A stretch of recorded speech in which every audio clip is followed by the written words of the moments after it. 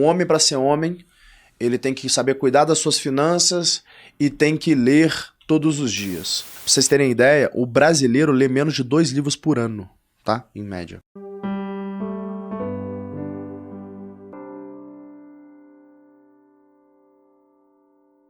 Como é que você consegue quebrar a cabeça das pessoas de que, gente, aqui já chegou no limite, chega de pensar, agora chegou a hora de botar a mão na massa? O que acontece? Como eu tenho esse déficit de hard skill, de conhecimento técnico que os engenheiros, os consultores têm, os analistas têm, eu tive que achar uma ferramenta, me adaptar para que eu fosse competitivo no mercado, né? Então, o que me tornava competitivo? Minha capacidade de execução. Então, eu sempre fui o pedreiro. Eu sempre fui o cara que o pessoal, sei lá, desde o colégio. Cara, se você precisa de alguma coisa pronta, dá pro Thales que ele resolve, né? Então eu resolvo, eu simplesmente resolvo. Na nossa sociedade, por exemplo, tem uma outra pessoa que tem muito essa característica, o Alfredo, que esse é zero de capacidade técnica mesmo, mas ele resolve tudo, velho. É inacreditável, qualquer coisa que você dá na mão do cara, o cara resolve bem, mais do que você pediu. Isso é super importante em empreendedorismo, sabe?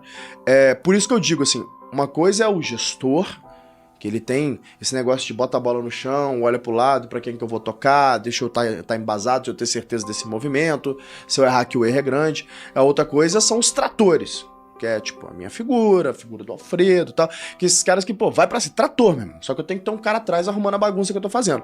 Lá na EasyTax eu tinha o Denis, na Singu eu tenho o João Fernandes, o Chambola, no Gestão 4.0 a gente, pô, tem o Lucas, então tem o João também. Então assim, a gente vai em cima dessa, sabe? Tendo essa complementação de perfis. E por eu nunca ter tido a oportunidade de ter uma educação de qualidade, eu não desenvolvi essas habilidades técnicas do nível que precisa para onde eu tô hoje, o que me fez ser esse cara mais de push, né? E sim, eu tava falando isso com a minha analista há algumas semanas atrás, assim, que eu tava meio que fazendo um wrap-up da minha vida, eu falei, pô, será que não tá acelerado demais, cara? Eu tava com 33, né? Tô com 33 anos e, pô, sou do conselho de administração de empresa listada. Geralmente o nego vai com 60.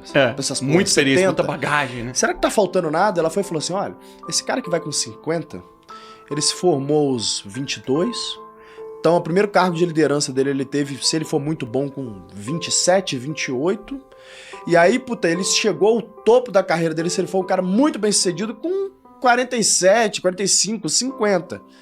Então, pô, você é CEO de empresa grande, né, de táxi desde o 23, né? Então eu tô aí há 10 anos como CEO de empresas grandes, né? Então a verdade é que a bagagem acaba sendo quase que a mesma dessa faixa, né? Uhum. Dessa faixa aqui de liderança, de pessoas, de empresas de crescimento. O que me deu um pouco de calma e que me deu a clareza de que, cara, eu acho que hoje é o que eu consigo fazer bem, sabia? É o que eu acho que é onde eu mais consigo entregar valor, porque a vida me deu a possibilidade de ter acesso a literalmente qualquer pessoa. Então, o fato de você ter acesso a qualquer pessoa, você tá a um ponto de contato para ter acesso a qualquer pessoa, isso te ajuda muito para conseguir informação. E quando você tem gente boa do seu lado, o que você precisa é informação, pô. Né? O resto se auto-executa desde que você tenha as pessoas ali bem orientadas, né? E depois, cara, dessa geração, você foi o cara que mais apareceu na mídia o tempo inteiro. Você construiu uma reputação incrível. Porra, a quantidade de seguidores que você tem hoje, quantidade de pessoas que você conhece, que você conversa, cara, desde do próximo do presidente a qualquer presidente de empresa, você tá falando de igual para igual. Como isso mudou a sua vida, cara? Cara, isso foi, porra, por um momento, foi péssimo pra mim, essa grande exposição na mídia, porque... bom, sempre fui um garoto humilde, da roça, que nunca teve acesso a muita coisa, mas sempre fui muito sonhador. Então, não me acanhava diante das oportunidades que a vida me dava, né? Então, me sentia confortável em lugares que eu nunca tinha ido na vida, né? Então, sei lá, eu me lembro que eu larguei a faculdade e fui morar na África do Sul. Quando eu fui morar na África do Sul, eu nunca tinha andado de avião na minha vida, velho. E eu não falava uma palavra em inglês. Então, tipo, assim, esse era o tipo de coisa que eu fazia de loucura, né? E o pessoal assim, brother, você não fala inglês, como é que você vai se virar? Né? E eu lembro que tinha que fazer uma baldeação lá em Johannesburg pra ir pra Cape Town. E, mano, o nego extraviou minha mala, brother. E pra eu falar pra fera lá, quando chegou que perderam a minha mala e tal. E aí, tipo assim, eu desenhei uma mala com asinha, eu falei, bag's gone. Eu parecia o Alfredo, velho, falando em inglês com os caras lá, tá ligado? E, tipo assim, eu dei meu jeito, velho. Eu sempre fui esse nego que se vira. Aí, quando as coisas começaram a amplificar demais na minha vida, capa de revista, muita bajulação e tal, começou a subir muito na minha cabeça e eu comecei a achar que eu era muito melhor do que eu era. Isso foi ruim por um período, eu diria que uns 2 anos da minha vida, eu comecei a achar que eu era muito mais do que eu era. E isso é péssimo, porque quando você acha que você é muita coisa, mais do que você de fato é, quando você não tem clareza daquilo que você é naquele momento, você começa a negligenciar algumas coisas que são importantes. Então, negligenciar conhecimento, negligenciar opiniões. Até que eu tomei um chacoalhão dos meus amigos de verdade. Eu sou um cara de poucos amigos e amigos antigos, né? Então, eu tenho meio que preguiça de conhecer gente nova, assim, no fundo, né? Conhecer, oi, vamos lá, vamos jantar e tal, mas frequentar minha casa e tal, isso pra mim é um negócio, não é tão fácil assim. Então eu me lembro que esses amigos antigos viraram e falaram, brother, você tá se transformando num cara que você nunca foi na vida, um babaca. Eu falei, mas por quê, velho? Eu não sou babaca e tal. Não, por causa disso daqui. Eu falei, cara, você tá confundindo, eu tenho opiniões fortes, e eu mudo minhas opiniões. Então, por exemplo, eu já fui, cara, o esquerdista da camisa do Che Guevara, entendeu? Você já foi esse já cara? Já fui. E também já fui, cara, nem existia na época, mas a figura do bolsominion, super conservador. Aí depois eu fui pro meio, aí depois eu me descobri que não, eu sou libertário, na verdade. E aí, pô, comecei a estudar pra caramba, escola austríaca e tal, me tornei um libertário. Encontrei o meu viés político mesmo, depois de muitos anos ali estudando política. Mas eu mudo bastante de opinião e eu tenho orgulho disso, né? Hoje eu acredito nisso, nessas coisas que eu tô te falando aqui. Ano que vem pode ser que eu acredite em outras coisas. Então, de acordo com o que a vida me entrega de informação, eu vou processando e eu não tenho problema nenhum em mudar minha opinião. Né? Não tenho problema nenhum em voltar atrás, em pedir desculpa. Eu cresci na vida sendo essa pessoa, né? Que consegue se adaptar muito rápido a qualquer coisa. Então, eu me adaptei muito rápido nesse feedback que os meus amigos começaram a me dar. Falaram, não, você tá babaca assim, por causa disso, por causa daquilo. Aí eu falei, pô, você tem razão, acho que eu tô babaca mesmo. Deixa eu mudar esse negócio. Então eu comecei a baixar minha própria bola. E é muito difícil, porque eu peço ao ouvinte que se coloque no meu lugar. Imagina você com 23 anos, capa da maior revista de negócio do país, da Exame lá, e pô, todo mundo falando de você, fenômeno, qualquer lugar. Cara, eu ia pra Singapura, era recebido por chefe de estado, velho. Entendeu? Lá, porque a gente ia começar lá a hesitar, não sei o que lá tal. Ia morar no México, vice-governador, me recebendo na casa dele e tal. Então, cara, era uma loucura que eu vivia globalmente. E você é um moleque, isso te faz subir muito a cabeça. Então foi muito ruim por um momento. Mas depois, quando eu comecei a ter mais clareza de que eu preciso usar isso e não deixar que isso me use, que era o que estava acontecendo, aí eu comecei a construir maturidade. E pro ouvinte entender, eu moro sozinho desde os meus 16 anos, né? Sem ninguém mesmo, assim, bancando a minha vida. O que quer dizer? Eu não sou muito próximo dos meus pais, tal. Eu não tenho uma figura paterna, materna, que me liga e me dá esses toques. É a vida que me dá, a porrada da vida. São amigos, alguns relacionamentos que você tem, então você vai apanhando e aprendendo. Então, eu apanhei na porrada. Quer dizer, eu aprendi na porrada a minha vida inteira. Então, eu não tive um pai, como o meu filho vai ter, né, que passou por uma situação parecida, que tem amigos que passaram, que vai, deixa eu te conectar pro meu amigo, que ele vai te falar sobre isso. Tal. Não, eu aprendi na porrada. Eu aprendi com o nego tentando me enrolar. No mundo inteiro, com o nego tentando me passar pra trás, no meio da selva mesmo. Eu sou aquele passarinho que o nego jogou no meio da selva lá e falou, se vira aí no meio de um monte de gato. Né? Então e aí fui aprendendo a voar, fui dando um jeito ali. Aos trancos e barrancos, me adaptei, aprendi a usar as situações que a vida me entrega e não ser usado por elas. E hoje eu acho que é incrível, porque até parte da minha característica muito forte, né, que é percepção de oportunidade, criação de produtos, tem muito a ver com a empatia, né? Você se colocar no lugar do outro, sentir a dor do outro e tentar transferir isso para um produto. Eu sou um cara muito empático, assim, muito empático mesmo. E isso me ajuda porque eu consigo ter o mesmo tratamento, o mesmo nível de empatia com qualquer pessoa em qualquer esfera social. Qualquer esfera social.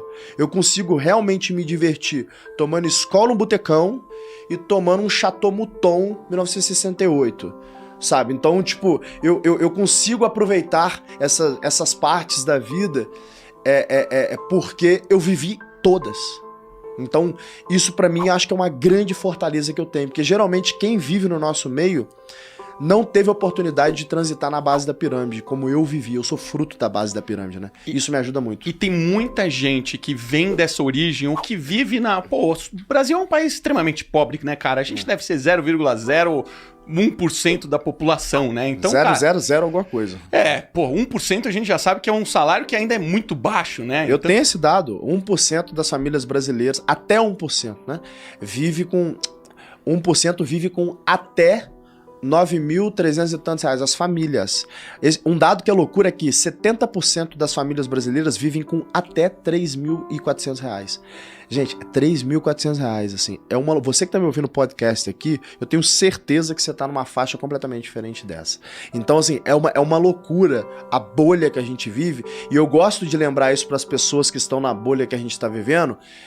Muitas vezes a gente tá, sei lá, num restaurante e fala, tá vendo essa conta aqui, ó? Isso aqui é o orçamento mensal de 50% das famílias brasileiras. As pessoas ficam chocadas. E eu guardo no meu favoritos a pirâmide financeira, a pirâmide social financeira do Brasil, pra mostrar isso para as pessoas começarem a ter essa noção, né, dessa bolha. Muitas dessas pessoas, cara, canalizam isso pra um lado muito ruim, né? Você viveu isso e você canalizou pra um lado muito positivo.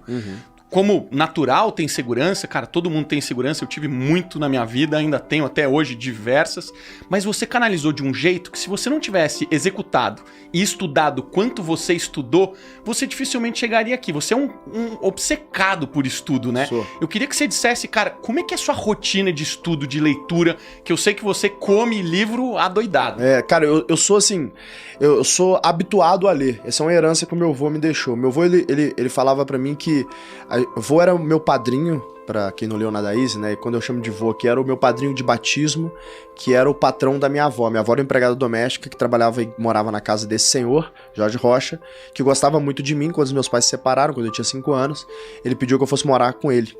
Então eu fui criado na casa do meu padrinho de batismo, que é o patrão da minha avó, né? Que eu chamo de vô.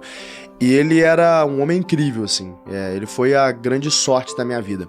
Ele construiu os meus valores, junto com a minha avó. E um dos valores que ele construiu, que eu trago até hoje, é o hábito de leitura. Então, ele lia muito. E o que ele falava comigo? Um homem tem que ler... Lembre, tá, gente? É um senhor que nasceu em 1920 e poucos, super conservador, interior de Minas. Então, obviamente, tem alguns pensamentos aí, super conservadores, mas esse era o cenário. Então, ele fala, um homem, para ser homem, ele tem que saber cuidar das suas finanças e tem que ler todos os dias. Porque senão ele nunca vai ser um homem, não sei o que lá. Ele tinha daquelas coisas, né? E aí ele era contador de formação, né? Então ele me ensinava o básico para cuidar das minhas finanças, para nunca entrar em dívida.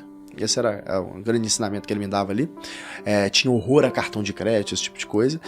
E me ensinou a ler. Então o grande legado que ele me deixou é algo que eu sempre ensino para as pessoas, fica até a dica para quem está nos ouvindo, que é ler 10 páginas por dia. E aí é a lógica do crescimento exponencial, né? Como tudo na vida, como que você consegue imputar os juros compostos na vida, né? Você lê 10 páginas por dia, isso quer dizer que você vai ler um livro e meio por mês, mais ou menos, né? Pra vocês terem ideia, o brasileiro lê menos de 2 livros por ano, tá? Em média. Menos de 2 livros por ano.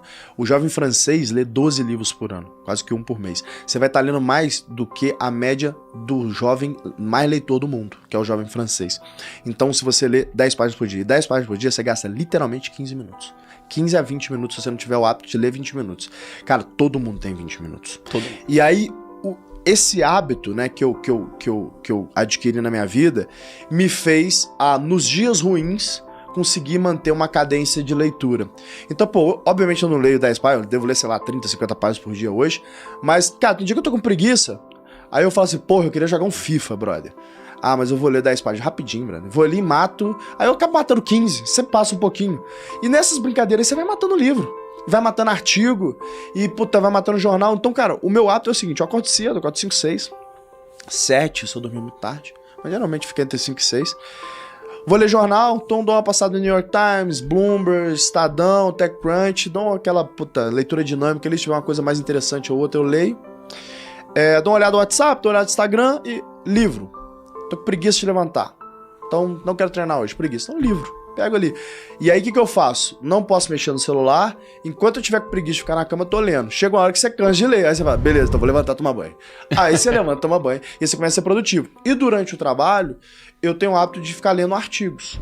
Então, pô, pego lá, aí tem um artigo da Harvard Business Review que mandaram ali no grupo que a gente tem, que fica, nosso grupo de poker, então o pessoal fica compartilhando ali artigos, aí eu vou dar uma olhada, aí, pô, no outro de investimentos, alguém botou uma carta de um gestor que é interessante, eu vou dar uma olhada. Eu fico o dia inteiro ali consumindo conteúdo, seja por vídeo, seja por áudio, seja por leitura, mas a maioria acaba sendo leitura, sabia? Quanto você acha que isso influenciou o Thales?